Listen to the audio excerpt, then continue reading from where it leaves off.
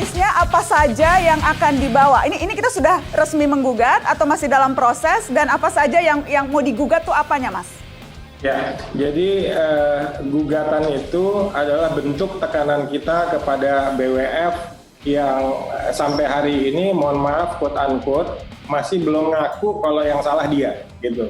Kalau masalah maaf-maafan, itu saya udah komunikasi sama teman-teman atlet, bahwa maaf-maafan nanti ya setelah lebaran kita bisa maaf-maafan lagi. Tapi kaitan dengan kerugian yang telah dialami dan juga apa yang telah dilakukan kepada para atlet kita, ini harus ada yang bertanggung jawab. Nggak bisa hanya bersembunyi di balik regulasi satu negara seperti Inggris yang memang sebelum ada kegiatan ini memang udah ada gitu. Dan kita telah melayangkan surat ke BWF. Surat yang lain kita layangkan ke NOC Inggris. Kami sudah mendapatkan feedback dari NOC Inggris, tapi kita belum mendapatkan feedback apa-apa dari BWF. Wajar, kecewa, proporsional tidak Anda lihat reaksi-reaksi yang sudah ditunjukkan oleh beberapa stakeholder yang ada di Indonesia? Yang paling mengganggu sebetulnya ya, pikiran saya adalah keinginan untuk menggugat ke CAS, ya, ke Arbitrase Olahraga Internasional. Tidak perlu menurut Anda?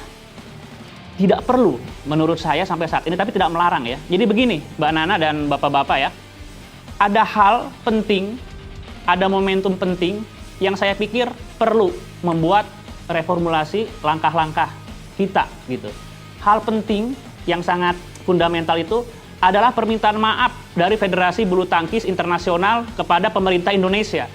Itu bukan hal sembarangan loh ya.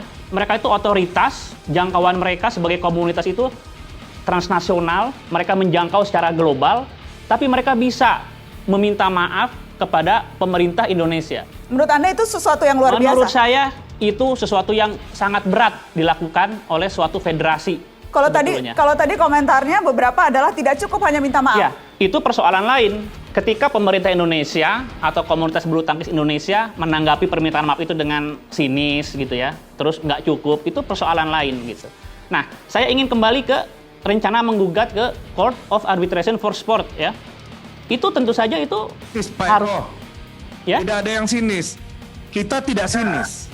Kita tidak sinis. Tanya, sorry. Tidak, kita nggak sinis. Kita nggak sinis. Tidak ada yang sinis dalam hal ini. Oke, maaf Pak. Itu juga didengar. Bung. Hati-hati Anda jawab yang ngomong sinis. Kita nggak ada yang sinis.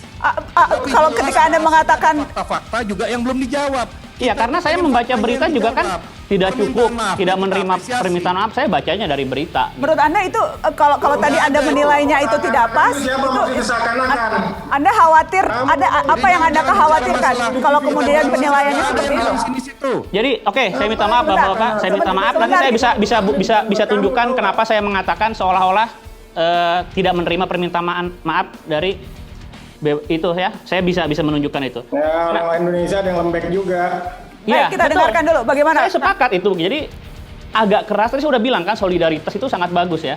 Jadi begini, yang paling mahal itu ya, kita kan bicara masalah harga diri kan. Tadi Bapak-bapak bicara masalah harga diri, masalah kehormatan, kita tidak bisa diperlakukan seenaknya. Nah, itu Kamu punya harga diri nggak?